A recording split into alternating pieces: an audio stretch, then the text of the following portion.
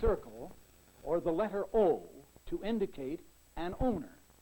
And for any item of property that is really an item of property, we use a square or a rectangle. Now,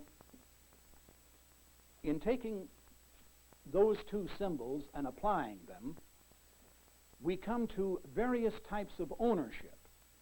First of all, I'd like to specify that you could have a piece of property that is unowned, and we symbolize that by just drawing the property without putting in any circle denoting an owner. There are two types of property that would be unowned. There would be the type of property we think of as virgin property, because no owner has ever appeared. In this earth right now, or on this earth, we don't have very much land yet available as unowned property. Nearly everything in the earth has been owned one way or another. I guess there may be a few exceptions, but it's fairly well used up. We do have some liquid areas. There are large tracts of ocean that haven't been picked up yet, but it's pretty hard to take care of that, so we usually don't spend too much time with it. Right now, there's some discussion about the real estate on the moon. Now, that's unowned property. It's property. Certainly all the attributes of property are there, but it just isn't owned. The reason is there aren't any owners there as yet. Of course, you never know. But that would be property, and that would be a case of virgin property because there's no owner. Another type of unowned property would be property that has been owned at one time, but the owner disowns it for one reason or another. Now, this happens with small properties every day. That's why we have waste baskets and garbage disposal units. We acquire property, and then we use up the value of it to us, and we discard what's left. But that's property, and we get rid of it. But this can also happen to large, expensive properties, such as land and buildings. In fact, we have had whole communities disowned. We call them ghost towns. Today, of course, the federal government supports those, so we don't permit the ghosts to come back. But there are a few places in different parts of the country where we actually do have ghost towns where no one is there anymore but the ghosts, and theoretically those places are unowned. Then we have what we would call individual ownership. This would be an item of property that is owned by a single person. And to indicate ownership, we draw these vertical lines down indicating the authority established by the owner over the property. Then we would have such a thing as joint ownership. This would indicate two owners of a given property, but the characteristic here is that there is a line of demarcation drawn through the property, clearly illustrating what each of the owners owns. That is, what portion of the property is owned by each one. This could occur in a partnership of some sort. It could occur in a stock company. It could occur any time where two persons purchase or acquire a given piece of property, but each one knows precisely which part of the property is his, and therefore what part of it he can exercise his authority over. And then we have here a very special type of ownership that is quite popular these days. It was devised only a relatively short while ago. It's called corporate ownership, and it functions fairly well in terms of the ideas of property. I won't go into it too extensively here, but in general the idea is that you have multiple owners. I've shown three here, and they own different amounts of a corporate body. That's why we call it a corporation. It's from the Latin corpus, meaning a body. And these different owners own different shares or different amounts of the body, and then the body, you see, is drawn just like an owner would be, because it's a fictional body, a fictional person, and that owns the property. The property down here is what is actually owned by the corporation. So keep in mind that the corporation owns the property, and the owners of the corporation don't own the property, they own the corporation.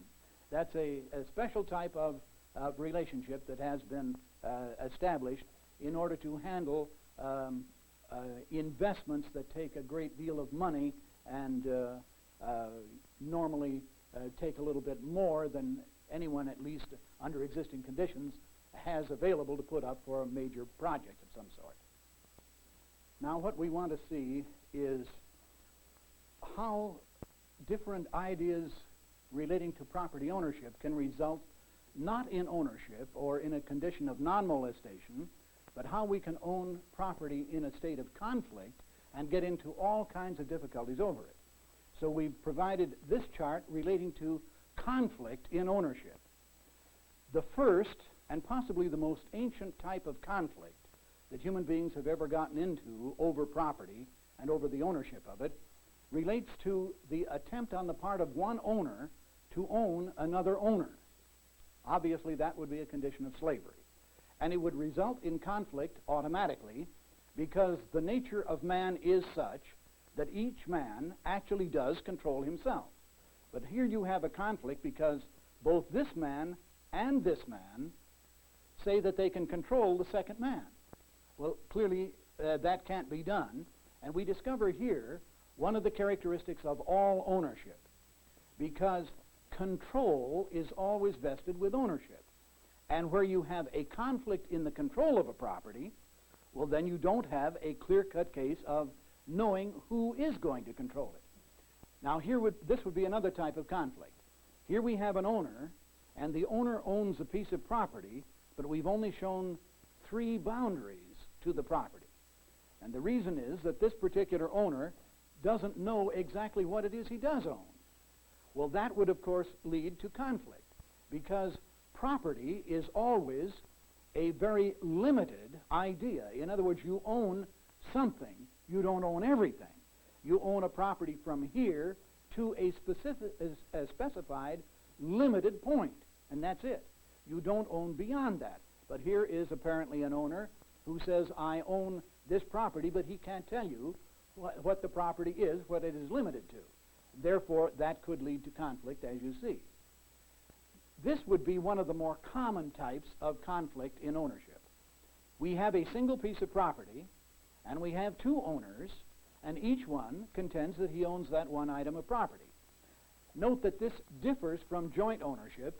In joint ownership, you have a piece of property, but each of the owners knows what part of that property he owns. Now, in this particular case, both parties claim they own the whole thing, and obviously the property is passive. It cannot respond to both. It can only obey one controller at a time. Well, if 2 people try to control one property in different ways, that's certainly a conflict.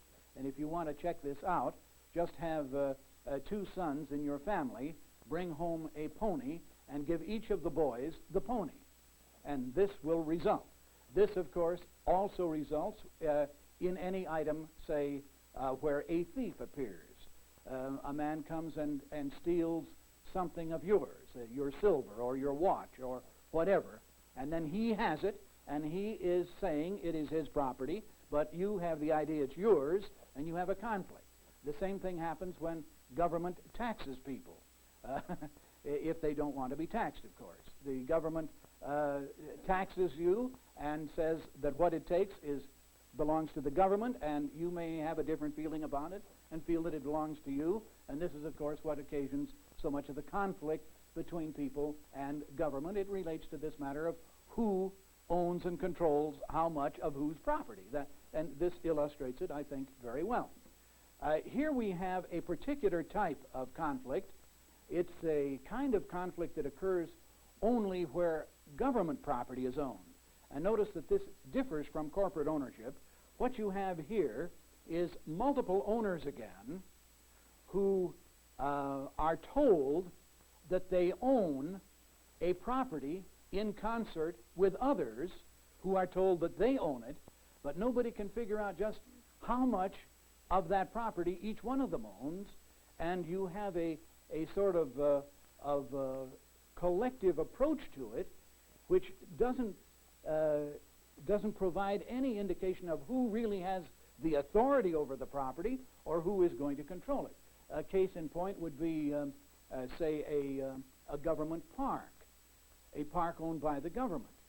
We would be told that it's our park.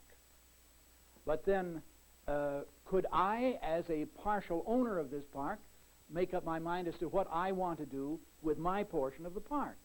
No, not really. There will be somebody else that will be managing it. In this sense, of course, it's similar to corporate ownership. But the difference between collective ownership and corporate ownership is this. If I want to own a piece of corporate property, I have to enter into the purchase of that volitionally. I buy the stock or whatever it is that makes me a part owner of a corporation because I want to be an owner. And I only do it because I think it will enhance my position. It will be profitable to me.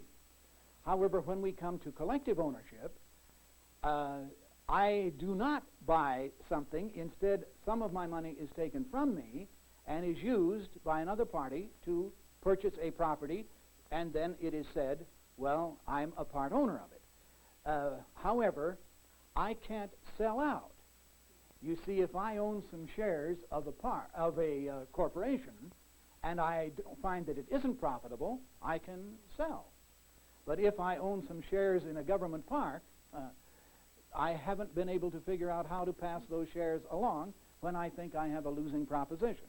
Instead, especially if it's a losing proposition, if damage occurs to the park, then I'll be assessed to pay the damage, and I never get a dividend.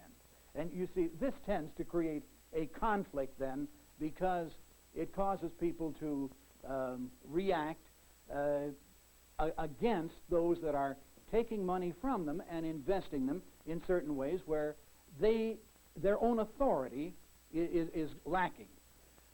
Now, if you'll just review briefly in your mind what I've been saying about property, I think you'll see the point I'm getting at.